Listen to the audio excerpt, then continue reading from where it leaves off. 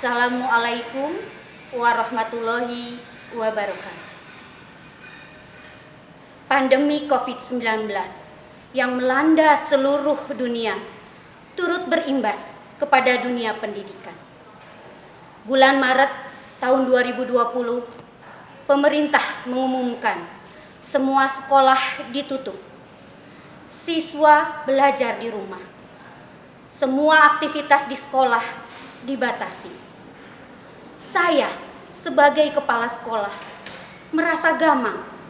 Akankah pendidikan dapat tersampaikan dengan baik dengan sumber daya manusia yang belum siap untuk pembelajaran jarak jauh?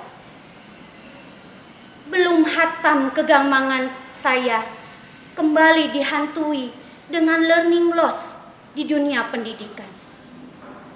Lantas, bagaimana pendidikan yang akan kami selenggarakan dalam pembelajaran jarak jauh jika diinstruksikan secara mendadak? Bagaimana kami mengatasi learning loss di sekolah kami? Saya, Rina Indrawati, Kepala Sekolah SD BPI Bandung, akan berbagi pengalaman, semoga bisa menjadi solusi pendidikan di tengah pandemi.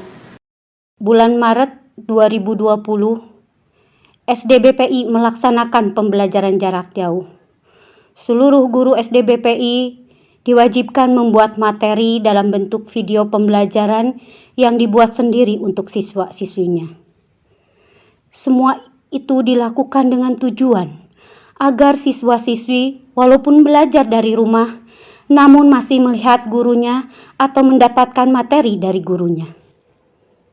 Seluruh kegiatan pembelajaran mulai dari absen, materi, tugas, dan penilaian dikirim ke platform Google Classroom untuk siswa kelas atas, yaitu kelas 4, 5, dan 6. Sementara untuk siswa kelas 1, 2, dan 3 menggunakan platform WhatsApp. Sekolah pun segera memfasilitasi guru-guru untuk mengadakan pelatihan membuat dan mengedit video pembelajaran. Learning loss yang menjadi masalah dalam pendidikan akhirnya mulai tampak. Dengan sistem pembelajaran yang kami sajikan, siswa merasa jenuh karena tidak ada interaksi dua arah dan bersifat pasif. Guru-guru disibukkan dengan tagihan tugas-tugas yang belum masuk. Walaupun tugas dilaksanakan dan dikumpulkan, entah siapa yang mengerjakannya. Nilai evaluasi menjadi spektakuler tanpa memahami kompetensi siswa. Kedisiplinan siswa tak terjamah karena berada di rumah. Saya mengevaluasi terhadap pembelajaran yang telah dilaksanakan. Saya melaksanakan rapat dinas dengan guru-guru dan membahas solusi untuk mengurangi learning loss yang terjadi pada siswa-siswi kami di sekolah. Akhirnya, saya memutuskan bahwa sekolah harus mempunyai dan menggunakan platform learning management system sendiri dan digunakan oleh semua tingkatan. Semua saya lakukan agar platform itu dapat mengakomodir kebutuhan pembelajaran di sekolah kami.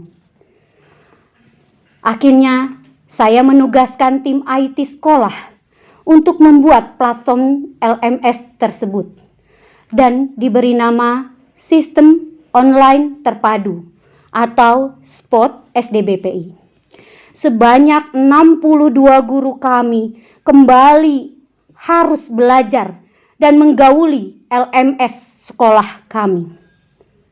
Setelah guru-guru kami paham, maka kami menyosialisasikan LMS kami kepada orang tua. Apakah tidak ada kendala? Tentu saja banyak. Dimulai dari penolakan orang tua yang merasa keberatan dengan platform yang tidak familiar. sampai kepada LMS kami yang harus terus mendapatkan perbaikan. Dengan pendekatan dan sosialisasi yang kontinu, akhirnya LMS POT SDBPI dapat diterima dan digunakan sampai sekarang. Perbaikan pembelajaran pun kami lakukan, yaitu sekolah kami mewajibkan pembelajaran dilakukan dengan tatap muka secara virtual setiap hari. Semua guru harus paham mengoperasikan platform Zoom, bisa membagi kelompok dengan menggunakan fasilitas breakout Zoom yang ada di sana.